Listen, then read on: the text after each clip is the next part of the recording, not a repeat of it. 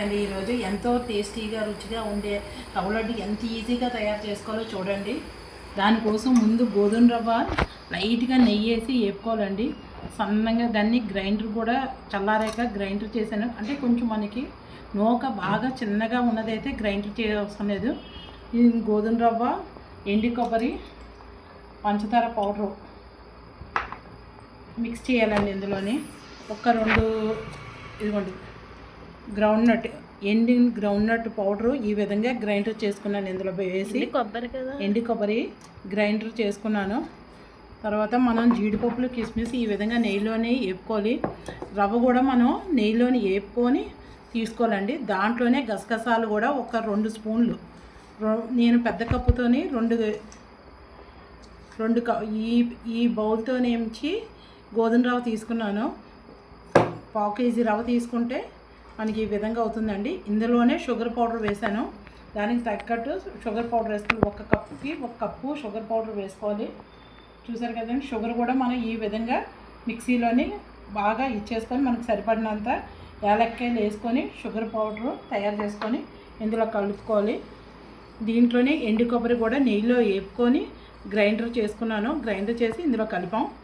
ఇందులో కలిపాక చూసారు కదండి, ఎండు పౌడర్ కూడా మనకి కొంచెం ఎక్స్ట్రా తీసుకొని మనం నెయ్యిలోని బాగా వేపి దాన్ని వేయించి ఇలా పౌడర్ చేసుకొని ఇందులో కలపాలి. ఆల్రెడీ కలిపి నేను 1 కప్పుకి 1/2 కప్పు కలిపి మిక్సీ కొట్టేసాను. దీంతో పాటు అన్నీ మిక్స్ చేశాను. చూసారు కదండి. ఇప్పుడు దీనికి కొంచెం పాలు పడతాయండి. అర గ్లాస్ పాలు రెడీగా చేసుకొని మనం పెట్టాలి. కిస్మిస్,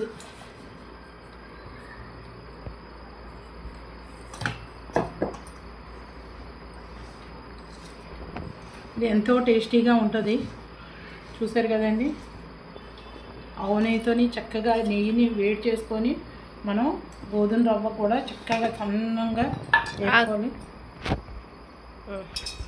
నెయ్యి చూసారు కదండి. నెయ్యి కొంచెం వేసుకొని కలుపుకోవాలి.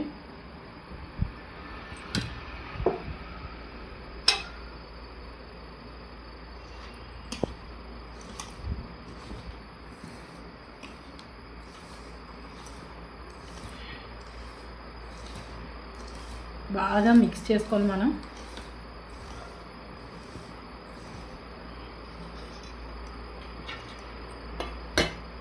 ఇప్పుడు మనం వేడి పాలు తీసుకోవాలి. గసగసాలు సిమ్లోనే వేసుకోవాలండి.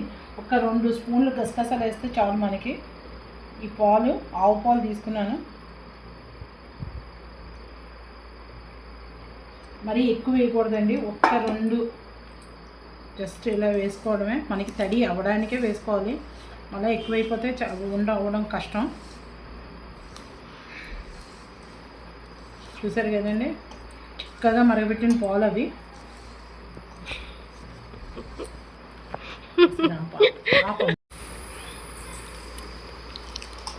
చూసారు కదండి. ఈ విధంగా మనకి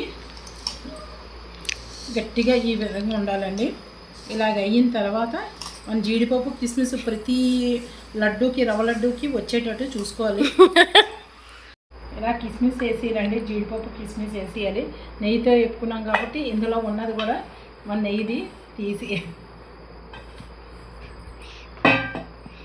లేకపోతే మనశ్శాంతి జరగదు.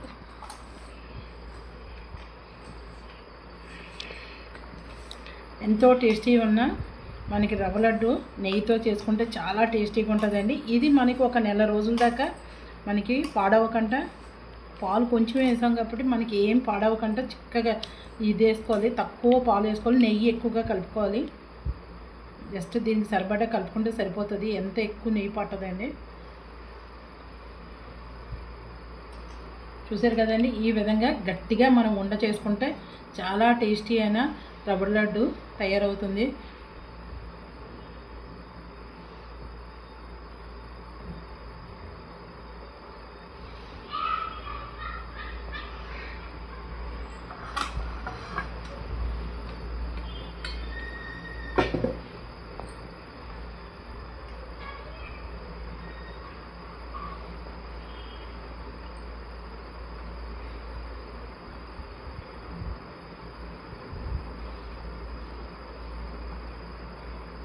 వాటర్ తగలకుండా మనం జాగ్రత్తగా స్టోర్ చేసుకుంటే ఈజీగా 20 డేస్ దాకా మనకి నిల్వ ఉంటాయండి. మనం బయట పెట్టినా ఏం పాడవదు. హాస్టలర్స్ కూడా చాలా బాగుంటాయి. పిల్లలకి హాస్టల్లో ఉన్న పిల్లలకి కడితే ఇంకా బాగుంటాయి. టేస్టీగా తింటారు వాళ్ళు.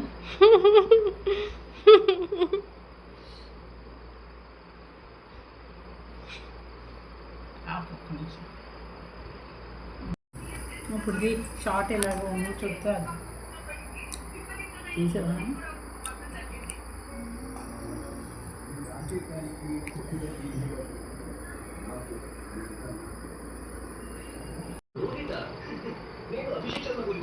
చూశారు కదండి, రవ్వ రొట్టెలు రెడీ అయిపోయి ఎంతో రుచైన రవ్వ రొట్టెలు.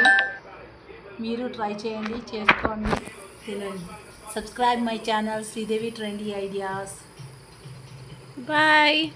ఎవరే ఫోన్ చేశారు? శిరీష. డాడీ శిరీషకి చేయి ఫోన్.